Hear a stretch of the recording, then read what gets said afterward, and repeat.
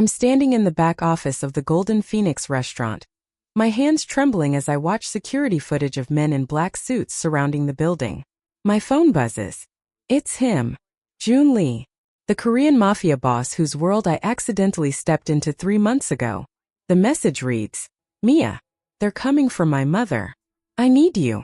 How did a shy waitress from Brooklyn end up as the only person a ruthless crime lord trusts? Let me take you back to where it all started. The day I greeted a deaf woman in sign language and changed my life forever. The morning shift at the Golden Phoenix starts the same way it always does, with me trying to be invisible.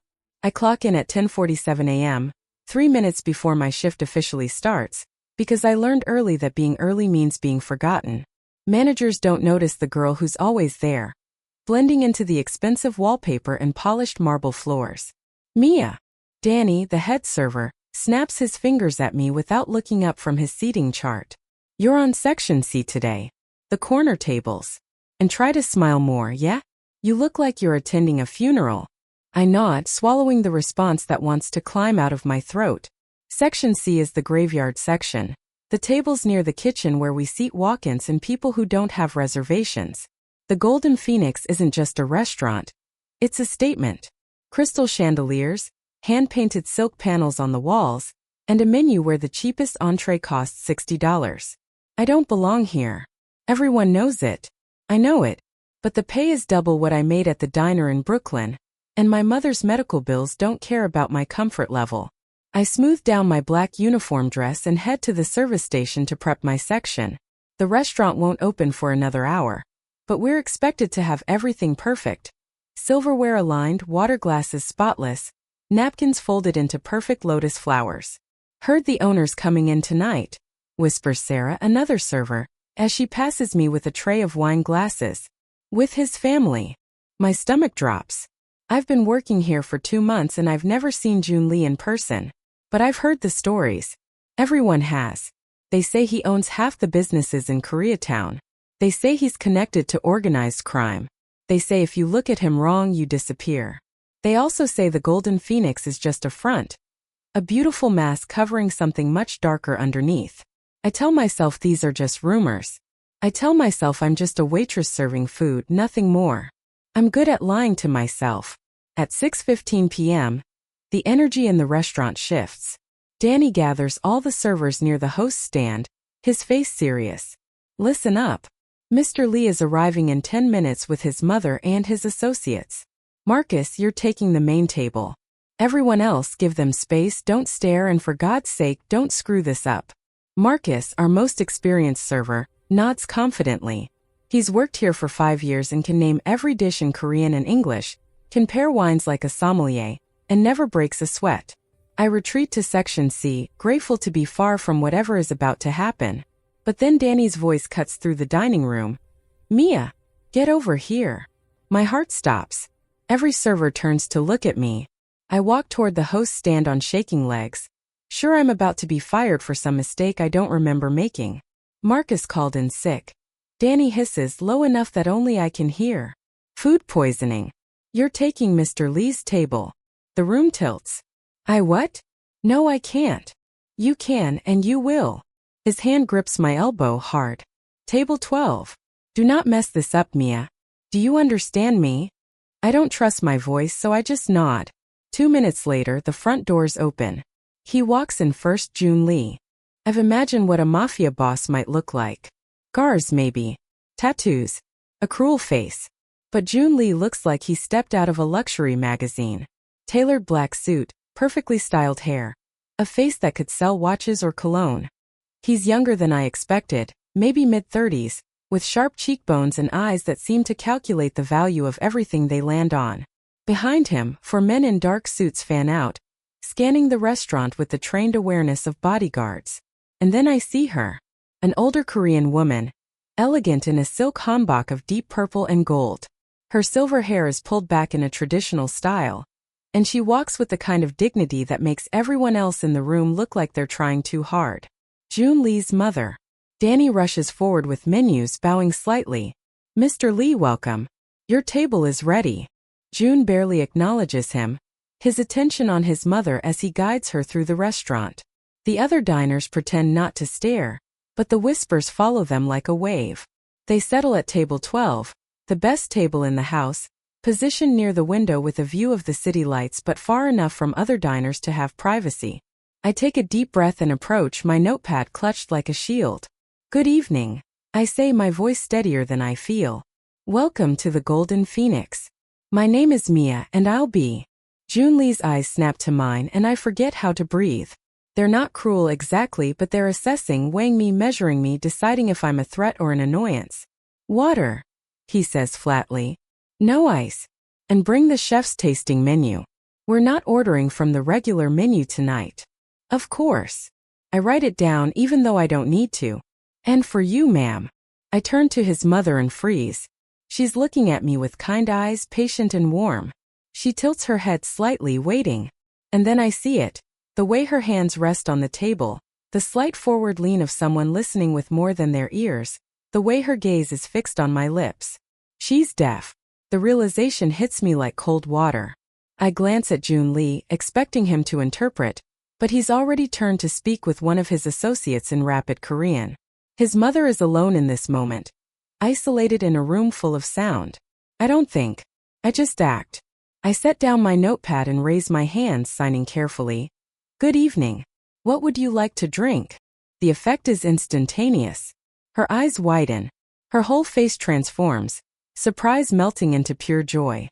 She sits up straighter, and her hands fly into motion, signing back so fast I almost can't keep up. You know sign language? Oh, how wonderful. I'll have jasmine tea, please, with honey. I smile, a real smile this time, and sign back. Jasmine tea with honey. Perfect choice. The conversation at the table stops. Joon Lee has turned back around, and he's staring at me like I've just performed a magic trick. His associates have gone quiet. Even the neighboring tables have noticed something unusual is happening.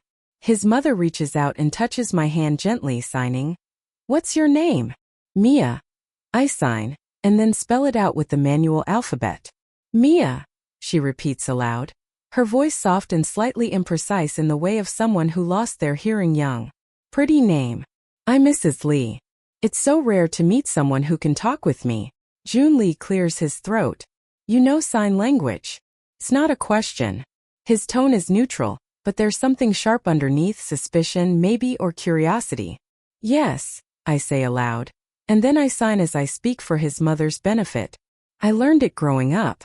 My neighbor was deaf and she taught me when I was young. It's true. Mrs. Chun lived in the apartment next to ours in Brooklyn, and when I was 8 years old and hiding from my father's anger, she let me sit in her kitchen and taught me how to speak without words. Sign language became my refuge, a secret language that belonged to me and Mrs. Chun, where nothing could hurt me. I haven't used it in years. Not since Mrs. Chun passed away. But the muscle memory is still there, sleeping in my hands, waiting. Mrs. Lee signs. Will you sit with us? Just for a moment. I'm working, I start, but Joon Lee interrupts. Sit. It's not a request. I glance around nervously. Danny is watching from across the room, his face a mask of confusion and concern.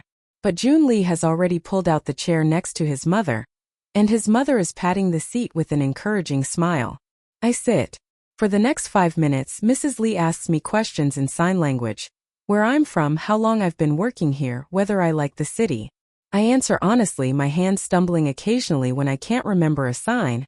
But she's patient and kind, filling in the gaps with grace. Joon Lee says nothing, but he watches every gesture, every sign, like he's memorizing a code. Finally, his mother signs. Thank you, Mia. You've made my evening special already. You can go back to work now, but I hope we can talk more later. I stand, bowing slightly in the Korean way I've seen the other servers do. It would be my pleasure, Mrs. Lee. As I walk away to put in their order, I feel Joon Lee's eyes following me across the room. I don't know it yet, but everything has just changed. The rest of the dinner service passes in a blur. I serve the chef's tasting menu. 9 courses of exquisite Korean fusion cuisine, each plate a work of art. Mrs. Lee signs compliments after every course, and I relay them to the kitchen, which sends out extra dishes just for her. Joon Lee barely eats. He watches his mother, he watches his associates, and occasionally he watches me. Should make me nervous. Does make me nervous. But there's something else underneath the fear. A strange sense of being seen. For 2 months I've been invisible in this restaurant. Just another set of hands delivering food. Now, for better or worse, I'm visible. When they finally finish, Joon Lee signals for the check.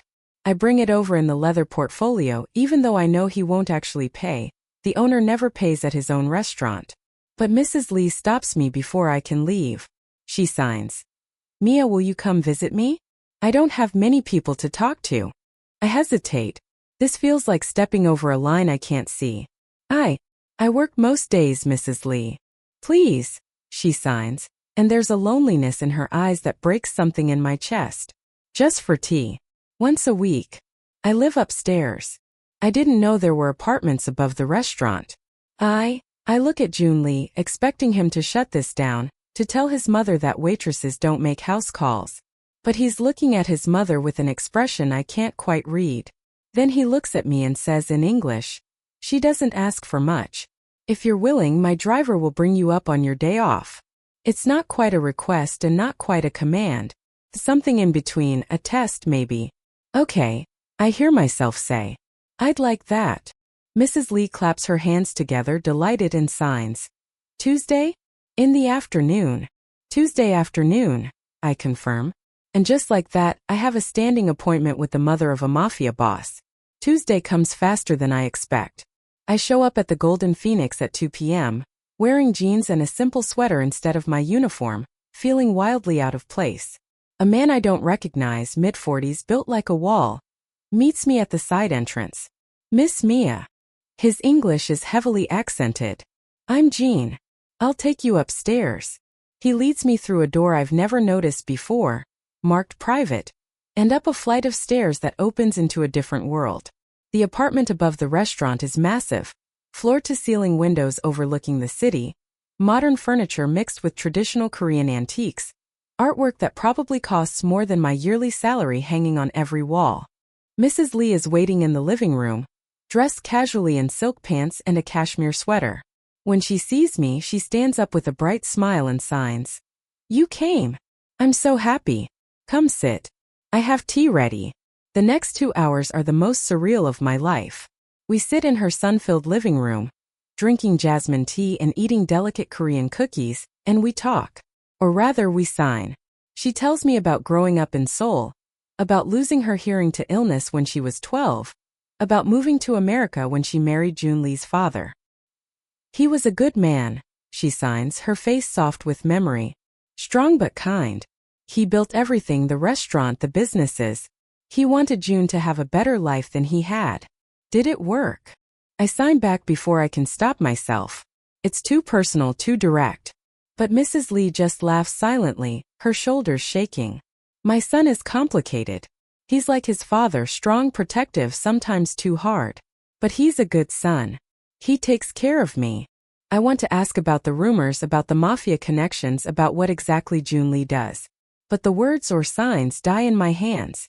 Mrs. Lee is so warm, so genuine, that it feels wrong to bring darkness into this peaceful room. Instead, I ask her about her hobbies. She shows me her collection of traditional Korean ceramics, explains the history of each piece with animated hands. She teaches me new signs I don't know. She asks about my mother, and when I tell her about the medical bills and the second job I work on weekends, she grows quiet and sad. You're a good daughter, she signs. Your mother is lucky. When it's time for me to leave, she walks me to the door and hugs me. A real hug, warm and maternal. Thank you for spending time with an old woman, she signs. Will you come again next week? Of course. I sign back and I realize I mean it. This isn't about obligation anymore. I actually like her. As Jean escorts me back downstairs, I feel lighter than I have in months. For 2 hours, I wasn't struggling. I wasn't afraid. I was just present. I don't see Joon Lee that day, but I feel his presence in the apartment, in the family photos on the wall, in the business documents on the desk, in the way even the furniture seems arranged for both beauty and security. I'm starting to realize that Mrs. Lee's world and Joon Lee's world are the same world, and I just walk deeper into it. Over the next month, Tuesday afternoons become my favorite part of the week. Mrs. Lee and I fall into a comfortable routine. I arrive at 2 p.m. We have tea, we talk. Sometimes she teaches me to cook Korean dishes in her pristine kitchen. Sometimes we watch old Korean films with subtitles, and she signs commentary that makes me laugh until my sides hurt. She tells me stories about Joon Lee as a child, how he was serious even then, how he learned to read before he started school, how he used to sign elaborate bedtime stories for her when his father was away on business. He learned sign language perfectly, she signs with pride. Not because anyone made him, but because he wanted to talk to me. He was 8 years old. I try to reconcile this image, a small boy learning sign language for his mother, with the cold, calculating man I see in the restaurant. They don't fit together. But I'm starting to see cracks in the armor. Sometimes Joon Lee comes home while I'm there. He never joins us for tea, but he'll stand in the doorway for a moment, watching his mother laugh at something I've signed. His expression never changes, but something in his posture softens. Once Mrs. Lee waves him over. Joon, come say hello to Mia properly. He steps into the room reluctantly, like a teenager being forced to socialize. Up close, I notice details I missed before. The small scar above his left eyebrow, the way his jaw is always slightly clenched, the exhaustion hidden behind his eyes. Hello, I say because I don't know what else to say. Hello, he replies. Then, surprisingly, he signs to his mother. Are you behaving yourself? She swats his arm playfully and signs back. I'm always well behaved. It's you who needs supervision. He almost smiles. Almost. Then he looks at me and says in English, thank you for spending time with her. She's happier on Tuesdays. Before I can respond, he's gone, disappearing into another room like smoke. He's not good with feelings, Mrs. Lee signs apologetically. But he notices more than he shows. I'm beginning to understand that. It's a Thursday night 3 weeks after my first Tuesday tea with Mrs. Lee, and the restaurant is busy. I'm in the zone, moving between tables, remembering orders without writing them down, reading customers before they even know what they want. I'm good at being invisible again, but now it's a choice rather than a defense mechanism. At 9 p.m., I'm bringing a tray of dishes back to the kitchen when I hear voices in the private hallway near the wine cellar. The hallway that leads to the offices upstairs. I should keep walking. I should mind my business. But one of the voices is angry, and it's speaking English mixed with Korean, and I catch a name that makes me freeze. Betraying Mr. Lee is suicide. He'll never see it coming. The old woman is the key. My blood turns to ice. I press myself against the wall, tray clutched to my chest, barely breathing. The voices are coming from around the corner, close enough that I can hear every word. When? A different voice, calmer. Next month. After the shipment comes in. We take the restaurant, we take the distribution network, and we take him out. Chun has everything arranged with the Southside crew. And his mother? A pause. Then. Chun says she's leverage. We keep her alive until Lee cooperates, then. It doesn't matter. I stop breathing entirely. They're planning to kill Joon Lee. And use his mother as bait. The voices start moving, coming closer. I panic and slip through the kitchen door, nearly dropping the tray. The cooks don't even look up. They're used to servers bursting through in various states of crisis. My hands are shaking so badly I have to set the tray down. I brace myself against the prep counter, trying to think, trying to breathe. What do I do? These are dangerous men talking about murder. If I go to the police, they'll ask questions I can't answer. If I do nothing, Mrs. Lee, kind, lonely Mrs. Lee who just wants someone to have tea with, becomes a hostage. Or worse. And Joon Lee. Whatever he is, whatever he's done, he's still her son. Still the boy who learned sign language so he could tell his mother bedtime stories. Mia. Danny snaps. Table 8 needs water. I grab a pitcher and force myself to move, to smile, to pretend everything is normal. But my mind is racing. I've spent the last month telling myself I'm just a waitress. That Mrs. Lee is just a lonely woman. That this is all somehow separate from the darker rumors about Joon Lee's business. I can't lie to myself anymore. I'm not just in this world. I'm involved in it. And people are going to die if I don't do something. I don't sleep that night. I lie in my tiny apartment in Brooklyn, staring at the water-stained ceiling, playing the conversation over and over in my head. The old woman is the key. By 3 a.m. I've made my decision. I have to tell Joon Lee. It's insane. I barely know him. For all I know, he's done things that would make those men's plans look merciful. He's a crime lord. A gangster. Exactly the kind of person I should be running away from, not running toward. But Mrs. Lee's face keeps appearing in my mind, her smile when I sign something funny, her gentle hands teaching me to fold dumplings, her loneliness before I started visiting. I can't let her become collateral damage in someone else's power play. The next morning I call the restaurant and tell Danny I need to speak with Mr. Lee. He laughs at first, thinking I'm joking. When he realizes I'm serious, he gets quiet. Mia, you don't just speak with Mr. Lee. He's not that kind of boss. What's this about? It's personal. It's about his mother. The silence stretches so long I think he's hung up. Then, I'll pass along the message. But don't get your hopes up. An hour later my phone rings.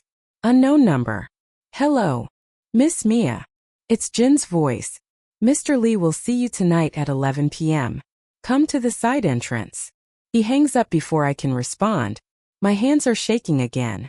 At 10:55 p.m., I stand outside the side entrance of the Golden Phoenix, wearing the same jeans and sweater I wore for my first Tuesday with Mrs. Lee like armor. The door opens. Jean nods at me. This way. But instead of going upstairs to the apartment, he leads me deeper into the building, through hallways I've never seen, down a flight of stairs into what must be the basement. My survival instincts are screaming at me to run. This is how horror movies start. This is how people disappear. But I keep walking. We enter a room that looks like an office. Desk, chairs, shelves lined with binders and files. It's windowless and cold, the kind of room where no one would hear you scream. Joon Lee is sitting behind the desk, still in his suit even though it's almost midnight. Two of his associates flank him, standing like statues. Sit, he says, gesturing to the chair across from him. I sit. He studies me for a long moment, his expression unreadable. Jean says you have information about my mother. My mouth is dry. Yes.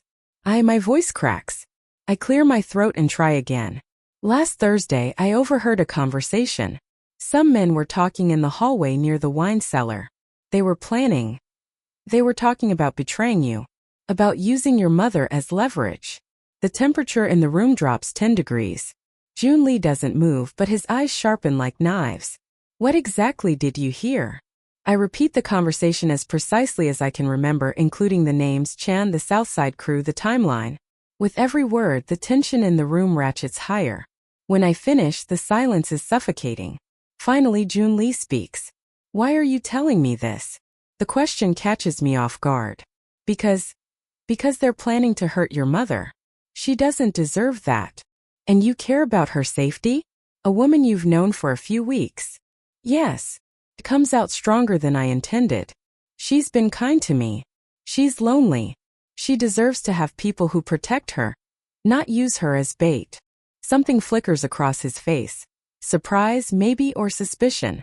You understand what you're involving yourself in? If what you've heard is true, these are dangerous men. They won't hesitate to eliminate anyone who gets in their way. I know. My voice is steadier now. But I can't just pretend I didn't hear it. I can't let her get hurt. Joon Lee leans back in his chair, still watching me with that calculating gaze. You work as a waitress. You visit my mother for tea. You have no connection to my business beyond these superficial interactions. Why risk yourself? The honest answer is complicated. It's about Mrs. Chun and the refuge she gave me. It's about my own mother and wishing someone had protected her. It's about being invisible for so long that now, when I have the chance to do something that matters, I can't walk away. But I just say, because it's the right thing to do. He's quiet for another long moment. Then he nods once sharply. Jean, take Miss Mia home. Make sure she arrives safely. That's it. I blurt out. Aren't you going to, I don't know, do something? His expression doesn't change. I appreciate the information. It will be handled. But, Jean. His tone makes it clear the conversation is over. I stand up, frustrated and confused.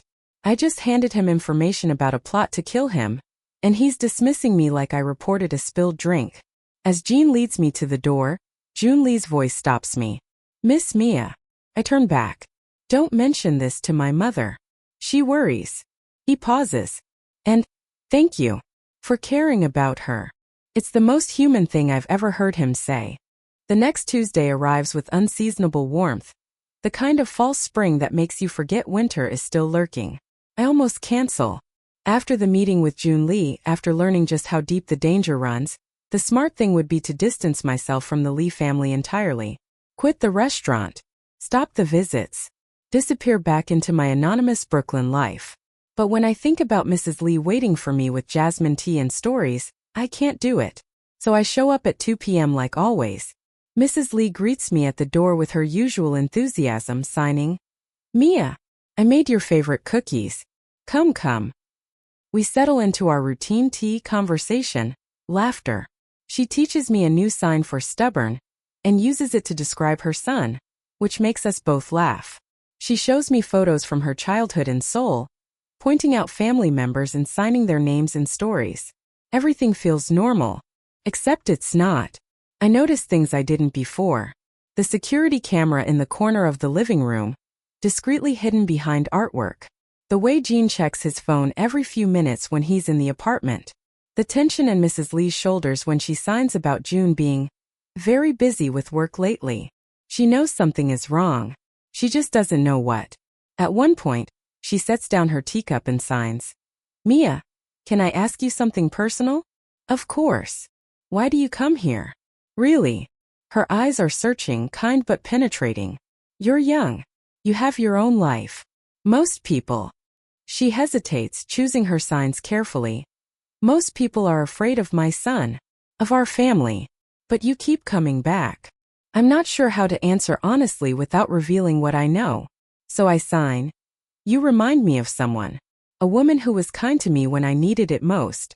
Coming here feels like returning a favor I owe to the universe." Her eyes grow watery. She reaches across and squeezes my hand. "You have a good heart. That's dangerous in this world." The words chill me. "What do you mean?" She releases my hand and signs slowly.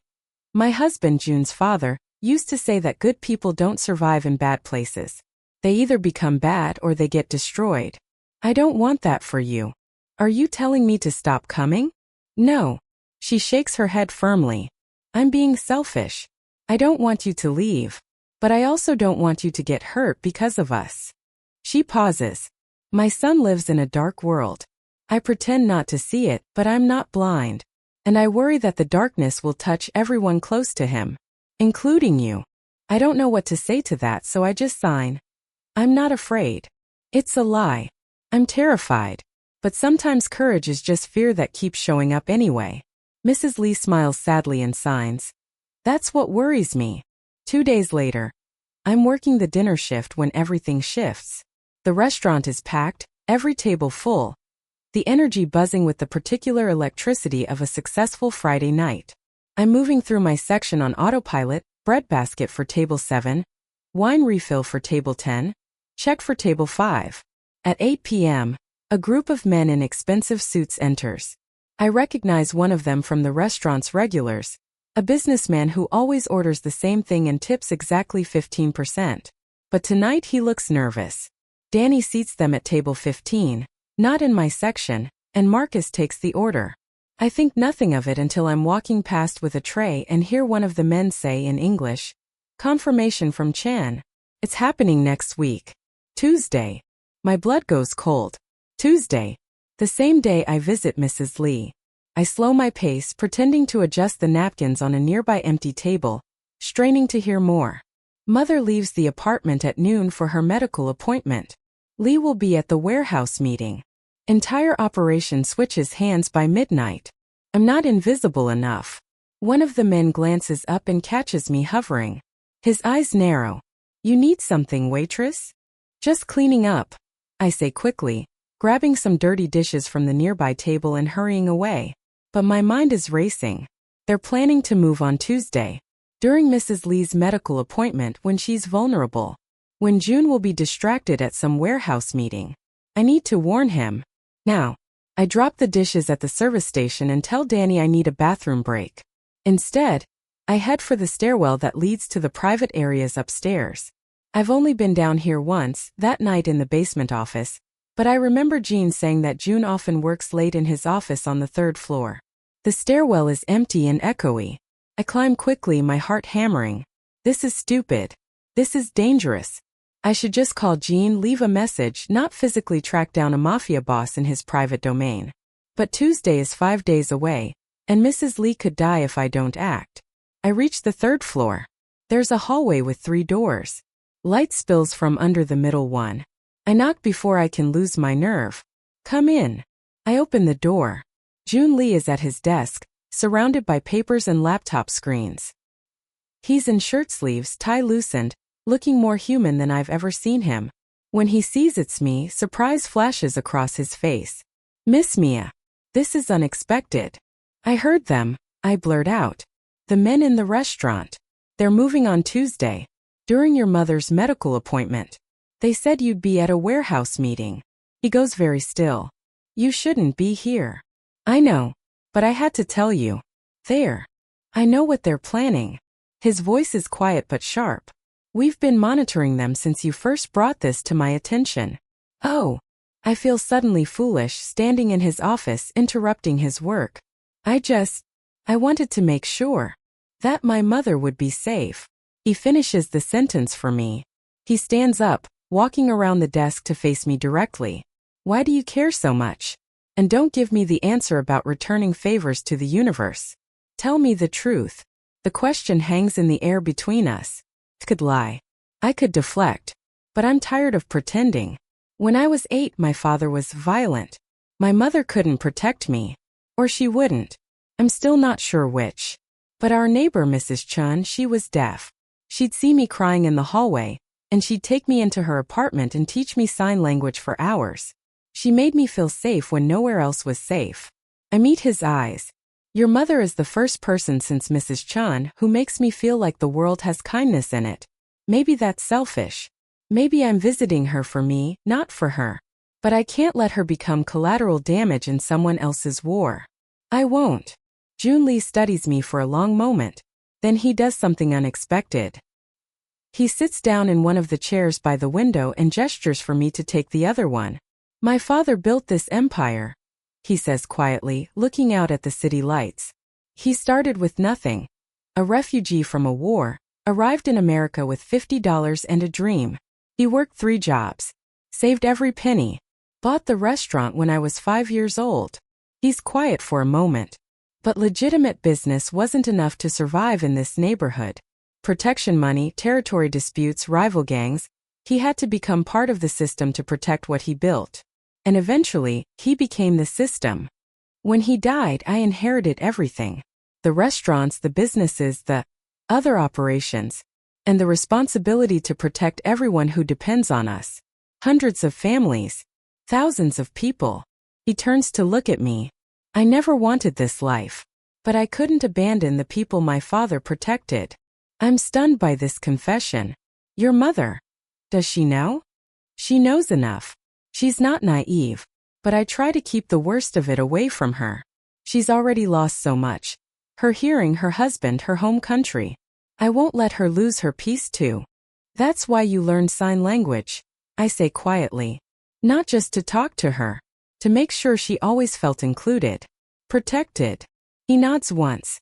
She deserves that much. We sit in silence for a moment. Outside, the city pulses with light and life, unaware of the dangerous games being played in the shadows. What are you going to do? I ask. About Tuesday? What I have to do. His voice hardens back into that cold, businesslike tone. Eliminate the threat before it reaches my family. Will you? I hesitate. Will people die? He looks at me directly. Would you prefer I let them kill my mother instead? It's not a fair question, but it's an honest one. And I don't have a good answer. I should go, I say, standing up. I'm sorry for barging in. Miss Mia. He stands too. You've given me valuable information. Twice now. That makes you an asset, which means you're also a target. Do you understand that? The words send ice down my spine. I'm just a waitress. You stopped being just a waitress the moment you signed to my mother. His expression is unreadable. Chen's people will have noticed your visits. They'll know you're close to her. If they think you're a liability, He doesn't finish the sentence. He doesn't have to. What do I do? My voice comes out smaller than I intended. You stay visible. You keep your Tuesday routine. You act like nothing is wrong. He pauses. And you trust that I will keep you safe. Can you do that? It's the closest thing to a promise I've ever heard from him. And despite everything, despite the danger, despite the violence lurking under the surface, I believe him. Yes, I say. Good. Jean will make sure you get home safely tonight. And Mia. He catches my eyes one more time. Thank you. For caring about her. Not many people do. The next 4 days pass in surreal normalcy. I work my shifts at the restaurant. I smile at customers. I deliver food. I pretend that everything is fine. But I notice things now. The security has doubled. More men in dark suits positioned at corners watching doors. The tension in the staff, who sense something is coming but don't know what. The way certain regular customers suddenly stop showing up. Jean starts following me. Not obviously, but I see him in the coffee shop near my apartment on the subway platform outside the restaurant. He's a shadow, always there but never intrusive. It should scare me. Instead, it's oddly comforting. I'm not alone in this. On Monday night, I get a text from an unknown number. Mrs. Lee's appointment is cancelled. She'll stay home tomorrow. Come for tea as usual. JL. So they've changed the plan. Made Mrs. Lee unavailable as a target. Smart. But what about the warehouse meeting? What about Joon Lee himself? I type back. What about you? The response comes 3 minutes later. I can take care of myself. See you Tuesday. Tuesday afternoon arrives with dark clouds and the promise of rain. I show up at the Golden Phoenix at 2 p.m., my stomach in knots, not sure what I'm walking into. Jean meets me at the side entrance, but instead of his usual silent nod, he says, "Thank you for coming." She needs the normalcy today. Is she okay? She knows something is happening. We can't hide everything from her. His expression is grim. But your visit will help. We go upstairs. The apartment feels different. More guards posted in the hallway, tension crackling in the air like static electricity. But when I enter the living room, Mrs. Lee is there with her tea set and cookies, smiling like always. "Mia," she signs. "I'm so glad you're here. Come sit." We go through our routine. She pours tea. We talk about small things, a K-drama she's watching, a recipe she wants to teach me next week, the weather. But her hands are trembling slightly, and her smile doesn't quite reach her eyes. Finally, she sets down her teacup and signs. Something is wrong today. I can feel it. Everyone is acting strange. Joon came by this morning and... She hesitates. He told me he loves me. He never says that out loud. Only in sign language when he thinks no one else is watching. My throat tightens. Maybe he just wanted you to know. He said it like goodbye. Her eyes fill with tears. Mia, is my son in danger? I can't lie to her. Not to this woman who's shown me nothing but kindness. But I also can't tell her everything. I reach across and take her hand, signing carefully. Your son is strong. He's smart. He has people who are loyal to him.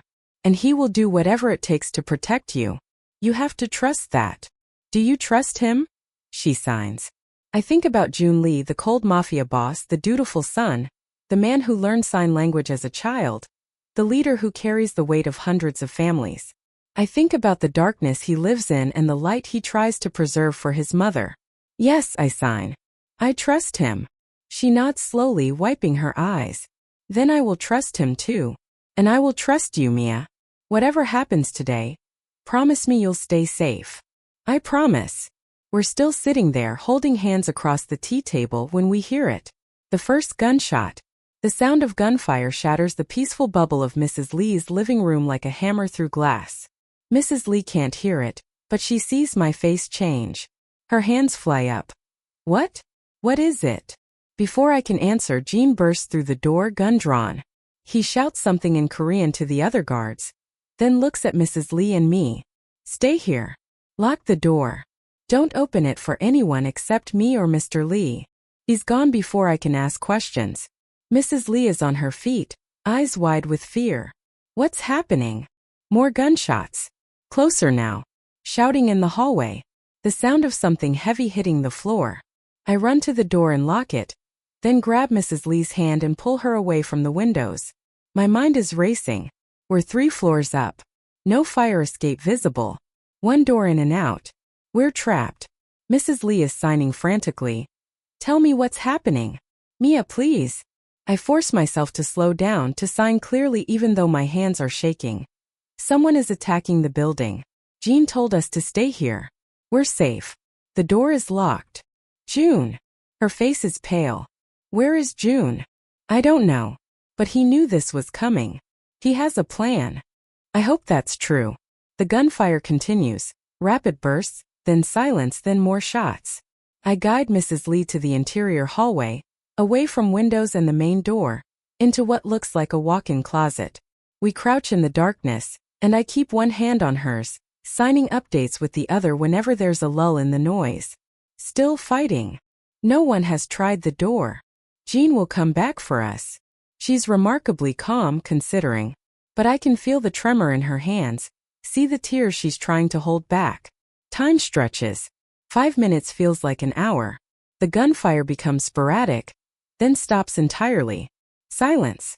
We wait in the darkness, barely breathing. My legs are cramping from crouching, but I don't dare move. Then footsteps in the apartment. Heavy boots. Multiple people. Mrs. Lee grips my hand tighter.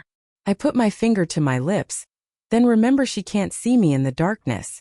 I squeeze her hand 3 times, our signal for stay quiet. A voice muffled through the closet door. Check every room. They're here somewhere. My blood turns to ice. That's not Jin's voice. That's not anyone from Joon Lee's crew. The footsteps come closer. Doors opening, closing. Furniture being moved. We're going to be found. I fumble in my pocket for my phone. Hands shaking so badly I almost drop it. I pull it out, shield the light with my body and text Jean. Closet in back hallway. Intruders in apartment. The footsteps are right outside now. Mrs. Lee can't hear them, but she can feel my fear.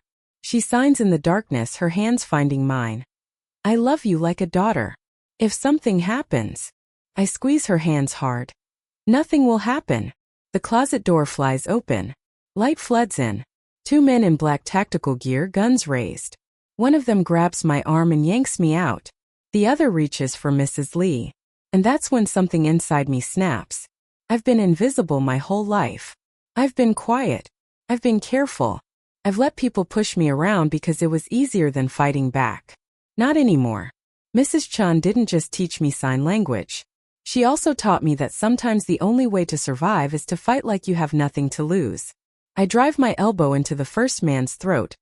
A move I learned in the self-defense class I took after my father's last visit. He gags, stumbling back.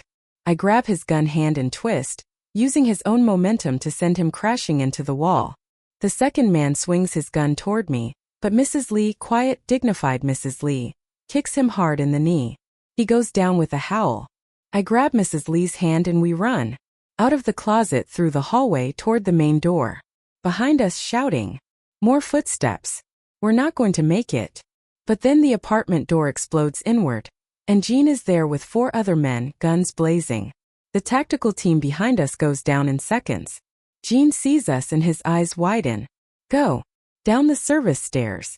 Now. He doesn't have to tell us twice. We burst through a door I didn't know existed. A narrow servant's staircase, old and dusty. Mrs. Lee moves fast for a woman her age, fueled by adrenaline. We fly down the stairs, my hand gripping hers, taking steps 2 at a time. Behind us, more gunfire. Shouting. The sounds of combat. We hit the ground floor and emerge into the kitchen of the Golden Phoenix.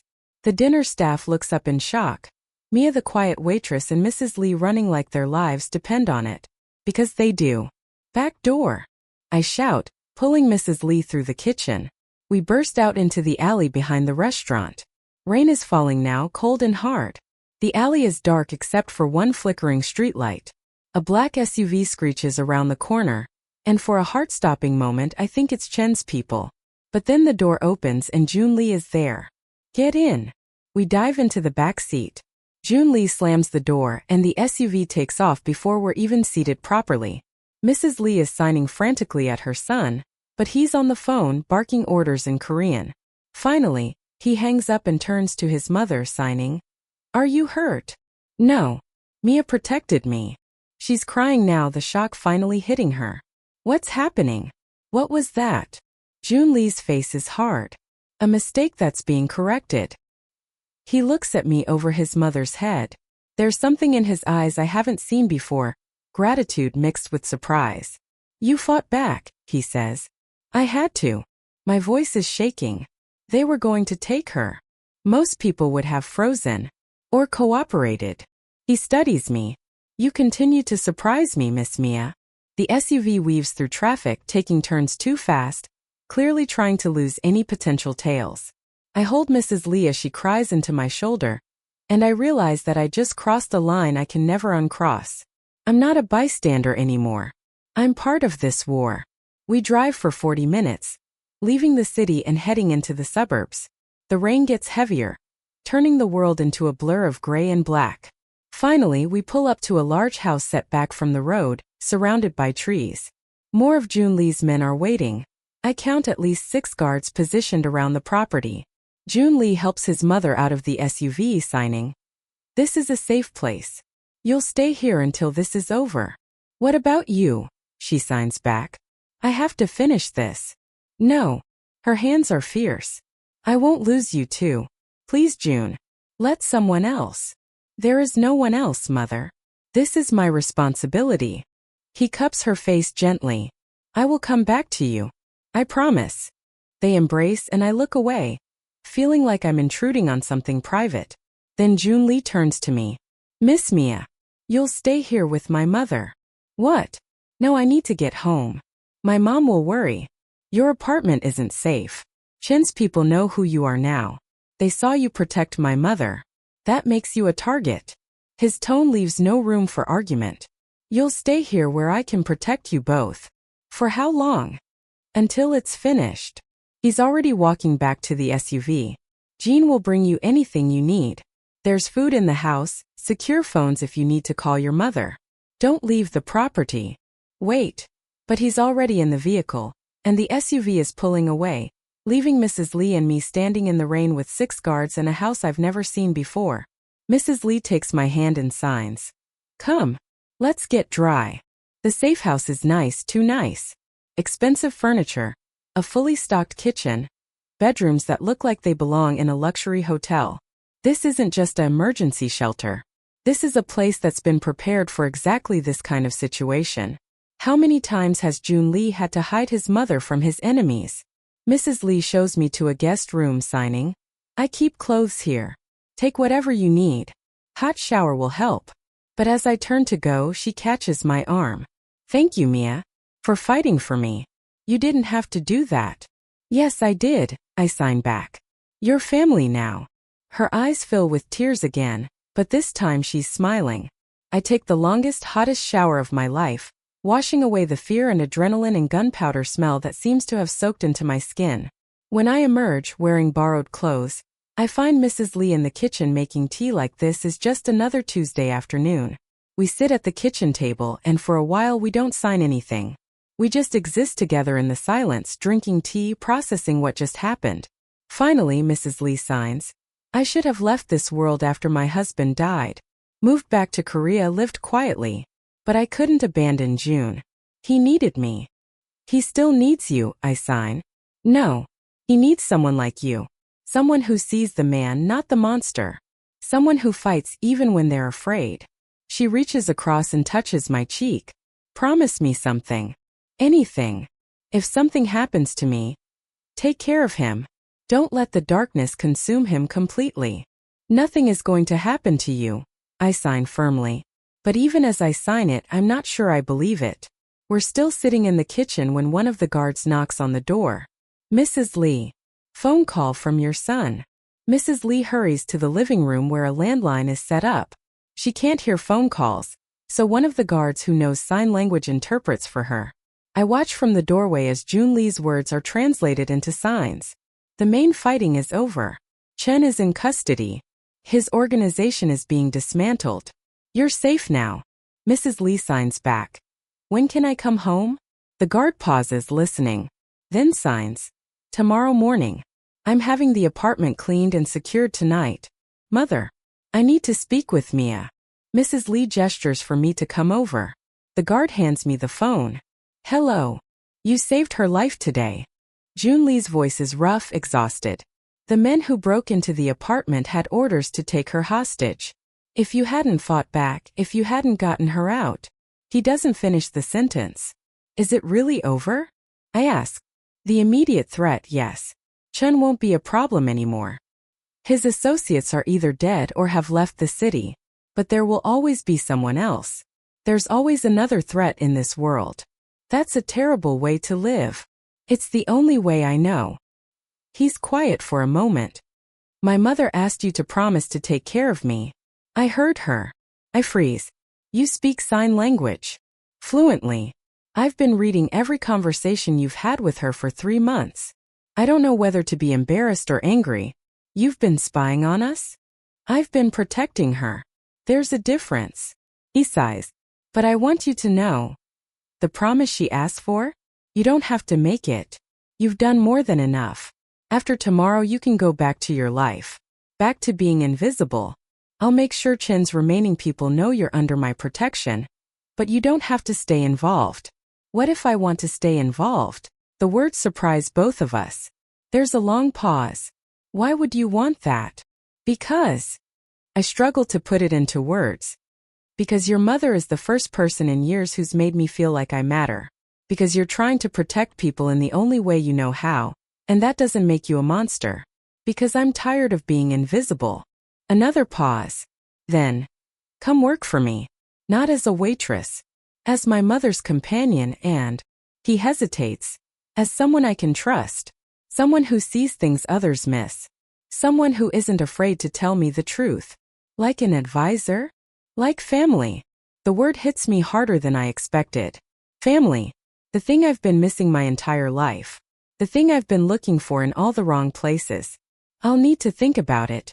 I say, even though I already know my answer. Fair enough. Take your time. Now let me talk to my mother again. I hand the phone back to Mrs. Lee and walk out onto the safehouse porch. The rain has stopped, and the night air smells clean and fresh, like the world has been washed and is starting over. My phone buzzes. A text from my mother. Where are you? Haven't heard from you in days. Call me. I stare at the message. My old life is still there, waiting for me. The tiny apartment, the medical bills, the invisibility, the safety of being no one special. But my new life is here. Dangerous, complicated, but real. With people who see me, who value me, who trust me to fight alongside them. The choice should be hard. But it's not. I wake up in the safehouse guest room to sunlight streaming through unfamiliar windows, and the smell of coffee brewing downstairs. For a moment I forget where I am. Then it all comes rushing back. The gunfire, the fight, Mrs. Lee crying in my arms, Joon Lee's offer. I get dressed and head downstairs. Mrs. Lee is in the kitchen making breakfast. A full Korean spread of rice, soup, banchan side dishes. She sees me and signs. Good morning. I couldn't sleep so I cooked. I cook when I'm nervous. Nervous about going home? Nervous about what comes next. She plates some food and slides it across to me. Joon told me he offered you a position. Have you decided? I sit down picking up chopsticks. I'm still thinking. Don't decide because of me, she signs seriously. Decide because it's what you want. This life. It's not easy. There are good days and bad days. There are days when I want to run away from all of it. She pauses. But there are also days when I wake up grateful. Grateful that Joon survived. Grateful for this family we've built. Grateful that someone like you walked into our lives. What would I even do? I'm not trained for. Whatever this is. You're trained in the most important thing. You're trained to see people. To understand them. To care about them. She reaches across and squeezes my hand. That's rarer than you think in this world. Before I can respond, one of the guards appears in the doorway. Mrs. Lee, the cars are ready. Mr. Lee is waiting at the apartment. We gather our things, which is nothing since we left with nothing. The drive back to the city is quiet. Mrs. Lee holds my hand the whole way. And I realize that whatever I decide, this connection we've built is real and lasting. When we pull up to the Golden Phoenix, the restaurant looks normal. No signs of yesterday's battle except for some new security cameras and an extra guard at the entrance. We take the elevator up to the apartment. When the doors open, Joon Lee is waiting in the hallway. He looks exhausted, dark circles under his eyes, his suit rumpled like he slept in it. But when he sees his mother, his whole face softens. He embraces her, signing over her shoulder. "I'm sorry you had to go through that." She pulls back and signs. "I'm sorry you have to live like this. It won't always be this way." He signs back, though we all know that might be a lie. Mrs. Lee pats his cheek and then turns to me, signing. "I'm going to rest. Yesterday was a lot. Mia, will you stay for lunch?" "Of course." She disappears into her bedroom, leaving Joon Lee and me standing awkwardly in the hallway. "Coffee?" he asks. "Please." We sit in Joon Lee's office. Not the cold basement room where we first talked, but a smaller, more personal space off the main apartment. There are bookshelves lined with both Korean and English titles, a desk covered in papers, and a window overlooking the city. He hands me a cup of coffee and sits across from me, not behind his desk but in the chair next to mine. Equal footing. "You're wondering what the job actually entails," he says. "Among other things." He almost smiles. "Fair. Here's the truth. My mother is lonely. She's been lonely since my father died. Most people are afraid of our family. The few who aren't are usually only interested in what they can gain from the connection. But I'm not afraid. You were terrified yesterday. I could see it in your eyes. But you fought anyway. That's not the same as not being afraid, it's better. It means you can make decisions under pressure." He sets down his coffee. "The primary job would be what you're already doing. Spending time with my mother. Being her companion. Giving her someone to talk to who isn't connected to the business. Someone real. And the secondary job? Being my eyes and ears in places I can't go. You notice things, Mia. You hear conversations that people don't think matter. You read people. Those are valuable skills." He pauses. "I'm not asking you to become an enforcer or a criminal. I'm asking you to be someone I can trust. Someone who can move through both worlds, the legitimate business and the other aspects. Like a spy. Like a consultant." He corrects gently. "With appropriate compensation. I'm offering you $150,000 a year, plus housing, health insurance, and protection." I nearly choke on my coffee. That's. It's what you're worth. And it's what I need to pay to have someone I can actually trust. He meets my eyes. "But there's no going back once you say yes. You'll be tied to this family. That comes with benefits and with risks. You saw the risks yesterday. What about my mother? She has medical bills. Handled. As part of your compensation package, we'll cover her medical expenses. All of them." I stare at him. "Why? Why would you do that?" "Because you risked your life for my mother. Because trust is worth more than money in my world. And because..." He hesitates. "Because I want you to say yes for the right reasons. Not because you're desperate, but because you choose this." I sit back trying to process. This morning I was a waitress with 2 part-time jobs and crushing debt. Now I'm being offered a life that seemed impossible even in my dreams. "Can I ask you something?" I say. "Anything. Yesterday you said I continue to surprise you. What did you expect from me?" He considers the question. "Honestly, when you first signed to my mother, I thought you might be a plant. Someone sent by my enemies to get close to her. So I watched you. I had you investigated. I read every conversation you had with her. And I found out you're exactly who you appear to be. A woman who learned sign language from a kind neighbor. Who works 2 jobs to pay for her mother's medical bills. Who spent her whole life trying to be invisible, because being visible wasn't safe." He leans forward. "But here's what I didn't expect. I didn't expect you to see me. Really see me. Not as a monster or a meal ticket or a threat. You see the man who learned sign language for his mother. The son trying to protect his family. The person underneath the role. Is that person different from the role? I don't know anymore," he admits. "I've been playing this role for so long. I'm not sure where it ends and I begin. But when you're around, I remember. I remember who I wanted to be before all this." The vulnerability in his voice catches me off guard. This isn't the cold Mafia boss from the restaurant. This is just Joon Lee, tired, conflicted, trying to do right by the people he loves in a world that punishes goodness. I'll do it, I hear myself say. I'll take the job. He searches my face. You're sure? No.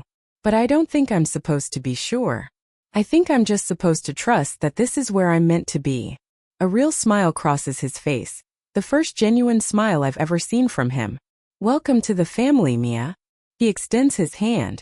I shake it, and I feel the world shift beneath my feet. My old life is over. My new life has begun. The fall air is crisp as I walk through Koreatown, my arms full of groceries for tonight's dinner. Mrs. Lee is teaching me to make kimchi jjigae from scratch, and she's very particular about getting the right ingredients. My phone buzzes. A text from Joon Lee. Meeting running late. Start without me. Save me some. I smile and text back. Your mother will be devastated. She made your favorite banchan. Then I'll be there in 20 minutes. The last 3 months have been the strangest, most challenging, most fulfilling months of my life. I moved into an apartment 2 floors below Mrs. Lee, nothing extravagant, but clean and safe and mine. I spend every Tuesday and Thursday afternoon with her, and most other days too if I'm being honest. We cook, we watch dramas, we talk about everything and nothing. But I'm not just her companion anymore.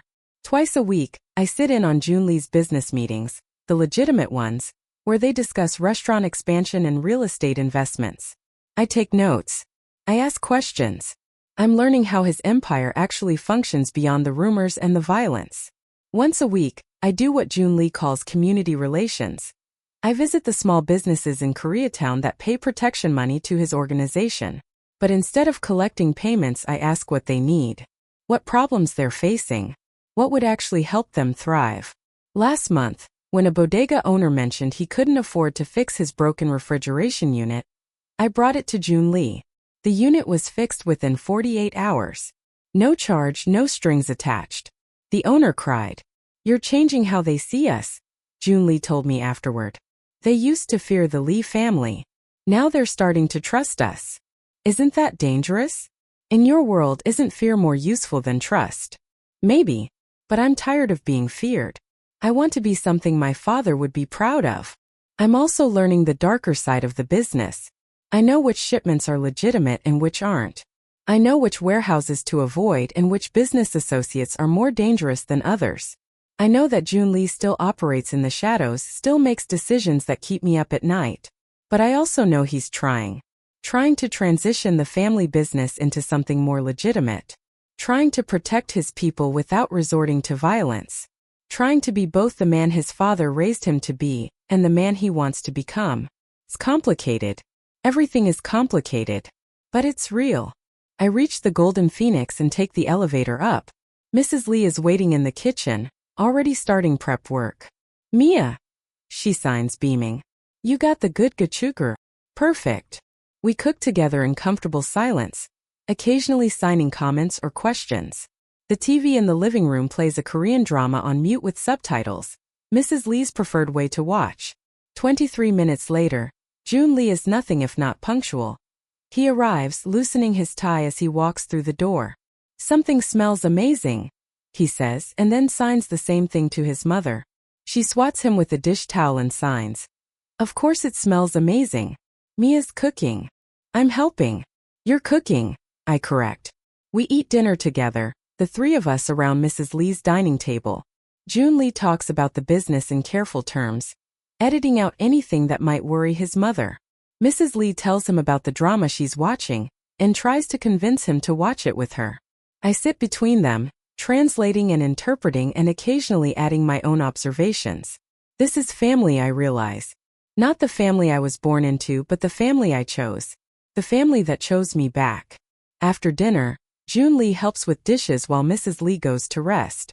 We work in companionable silence for a while, and then he says, I have a meeting tomorrow night. Potentially dangerous. I need you to stay with my mother. Of course. What kind of meeting? The kind where I'm trying to negotiate peace with a group that doesn't want peace. They want territory. He dries a plate carefully. If something goes wrong, nothing will go wrong. But if it does, there's an envelope in my desk. instructions for my mother's care, financial accounts, contacts you'll need. Jean knows about it. I set down the dish I'm washing and turn to face him. Nothing will go wrong because you're smart and careful, and you have good people around you. You're not going into this alone. He looks at me for a long moment. How do you do that? Do what? Stay optimistic in this world. See the good when there's so much darkness. I think about Mrs. Chun teaching me sign language in her kitchen, about my mother broken but surviving, about Mrs. Lee's kindness, about Joon Lee himself, fighting to be better than his circumstances. Because the darkness doesn't win unless we let it, I say simply. And I refuse to let it. He smiles, that genuine smile I'm seeing more and more often. You're going to make me into a better man whether I like it or not. That's the plan. We finish the dishes, and then I head downstairs to my apartment. As I'm unlocking my door, my phone buzzes. A text from Joon Lee. Thank you for everything. I text back. That's what family does. And I realize it's true. Somewhere along the way, without planning it or expecting it, I found the thing I've been searching for my whole life. I found home. It's a Tuesday afternoon, and I'm sitting in Mrs. Lee's living room with a cup of jasmine tea growing cold in my hands. The apartment is quiet, too quiet. Mrs. Lee is at a doctor's appointment with Jean, and Joon Lee is in back-to-back meetings downstairs. I should be reviewing the community outreach reports or preparing for tomorrow's business dinner. But instead I'm staring at the envelope on the coffee table. It arrived this morning. New York postmark. My mother's handwriting. I haven't opened it yet. My phone buzzes. A text from Joon Lee. Free in 20. Dinner tonight? There's something I need to discuss. I text back a thumbs up, but my attention returns to the envelope. 6 months ago I made a choice that changed everything. I stepped into a world of danger and complexity, traded invisibility for purpose, exchanged safety for belonging. And I haven't regretted it. Not once. But this envelope represents the life I left behind. The mother I'm supporting from a distance. The questions I've been avoiding. I pick it up and tear it open. Mia, I don't understand what you're doing. You call once a week and tell me you're fine, that you have a good job, that everything is wonderful. But you won't tell me where you're working or who you're working for. You won't let me visit. You send money, more money than you've ever had, but you won't explain where it comes from. I'm your mother. I know when you're lying. Whatever you're involved in, whatever this is, I need you to think carefully. I've made a lot of mistakes in my life. I didn't protect you when I should have. I let fear keep me silent when I should have been brave. Don't make my mistakes, Mia. Don't let anyone make you into something you're not. And don't sacrifice yourself thinking it's what you owe the world. You don't owe anyone anything. Especially not me. Come home. Or at least tell me the truth. Love, Mom. I read it 3 times and each time it hits harder. She's right. I haven't told her the truth. How do I explain that I work for a crime family? That I've witnessed violence, that I've participated in covering up illegal activities, that I'm complicit in a world she can't understand? How do I explain that despite all of that, I've never felt more myself? The apartment door opens. Mrs. Lee and Jean are back earlier than expected. Mia. Mrs. Lee signs, spotting me on the couch. Why the sad face? I quickly fold the letter and slip it into my pocket. Just tired. She doesn't believe me. She crosses the room and sits beside me, taking both my hands in hers. Tell me, what's wrong? Could lie. I've gotten good at editing the truth, at protecting people from uncomfortable realities. But this is Mrs. Lee. The woman who taught me that being seen isn't dangerous. It's necessary. I pull out the letter and hand it to her. She reads slowly. Her English is good, but she prefers Korean. When she finishes, she sets it down and signs. Your mother is scared for you. I know. Is she right to be scared? The question hangs between us. I think about the last 6 months. The meeting where I sat silent while Joon Lee negotiated with men who had guns visible in their waistbands. The night I helped Jean dispose of documents that would have sent half the organization to prison. The moment I realized I was no longer a witness to this world, I was a participant. Maybe I sign honestly. Mrs. Lee nods slowly. My husband used to say there are 2 kinds of people in this life. Those who choose their path and those who let the path choose them. He said the brave ones are the ones who choose, even when the path is dark. Did he choose this path? Yes. And it cost him his life. Her eyes fill with sadness. But he also saved hundreds of families. He built something that protected our community when no one else would. The path was dark, but he walked it with honor. And Joon. Joon inherited a path he didn't choose. But every day he decides whether to stay on it or forge a new one. That's courage too. She squeezes my hands. You're helping him forge something new. Something better. Don't you see that? I see what we're trying to build. But I also see what we are now. And I'm not sure the end justifies the means. Good. Mrs. Lee signs firmly. The day you stop questioning is the day you lose yourself. Keep questioning, Mia. Keep pushing my son to be better. Keep reminding all of us that there's light in the world. Before I can respond, my phone buzzes again. This time it's not Joon Lee. It's Jean. Get Mrs. Lee to the safe room. Now. Don't ask questions. My blood turns to ice. I stand up fast enough to startle Mrs. Lee. I sign quickly. We need to go. Now. Jean said safe room. Her eyes widen, but she doesn't hesitate. She's been through this before. We move quickly through the apartment to the hidden safe room behind the bookshelf in Joon Lee's office. It's a small, reinforced space with supplies, a phone line, and a panic button that alerts Jean and the entire security team. Once we're inside, I lock the door and turn to Mrs. Lee. Stay here. Don't open the door for anyone except Jean or Joon. Where are you going? She signs frantically. To find Joon. No.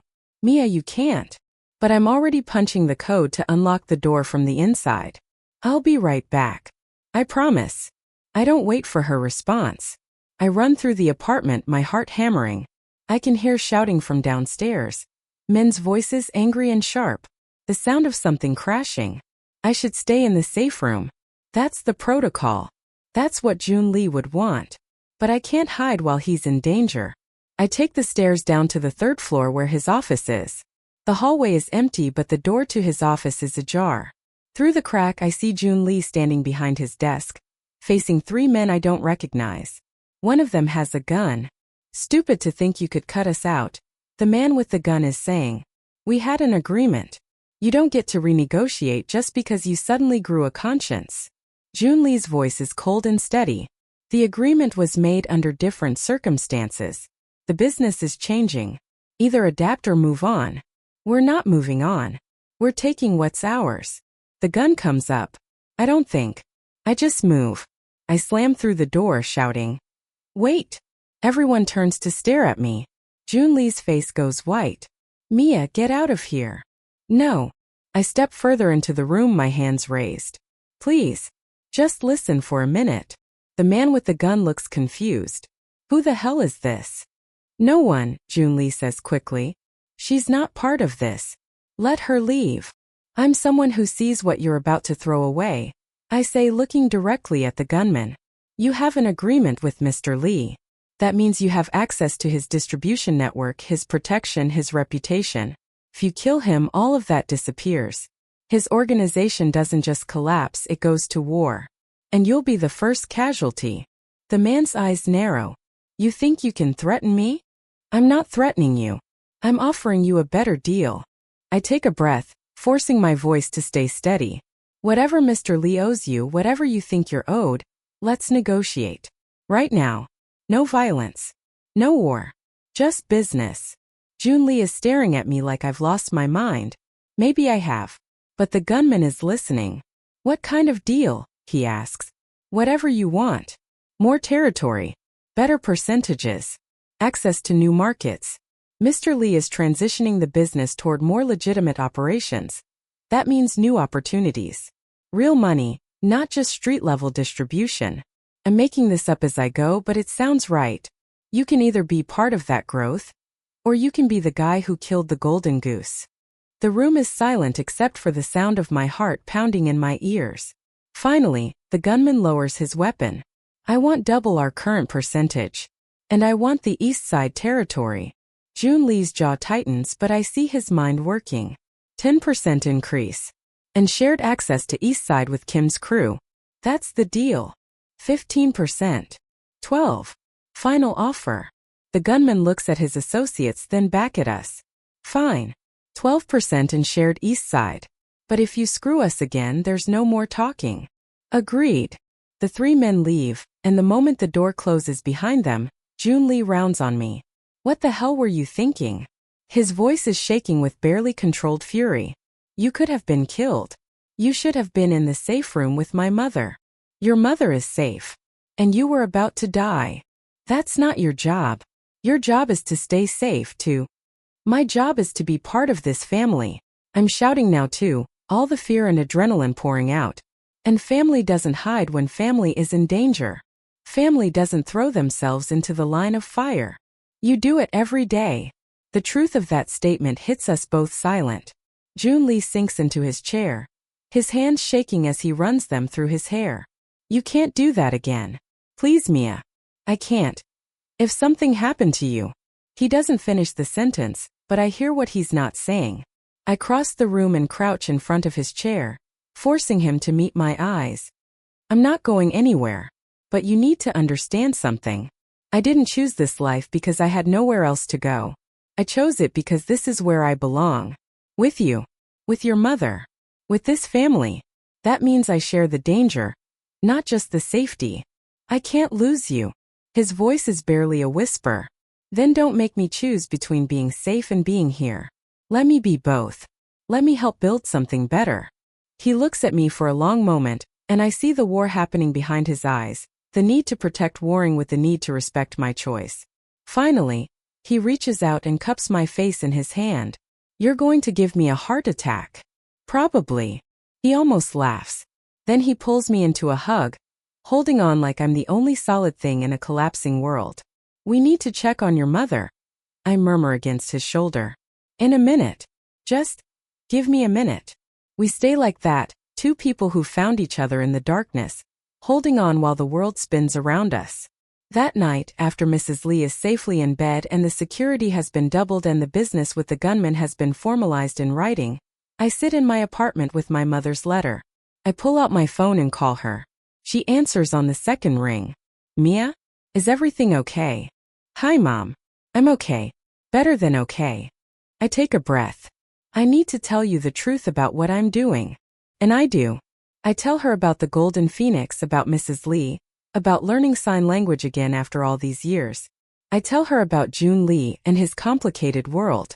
I don't tell her everything. Some things are too dangerous to share, but I tell her enough. When I finish, there's a long silence. Are you happy? She finally asks. The question surprises me. Yes. I really am. Are you safe? As safe as anyone can be. Another pause. Your father used to say that some people are meant for quiet lives and some people are meant for loud ones. I always thought you were meant for quiet. But maybe I was wrong. I was invisible for so long, Mom. Now I'm visible.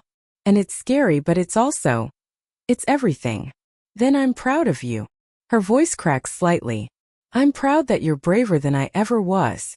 We talk for another hour, and when we finally hang up, I feel lighter.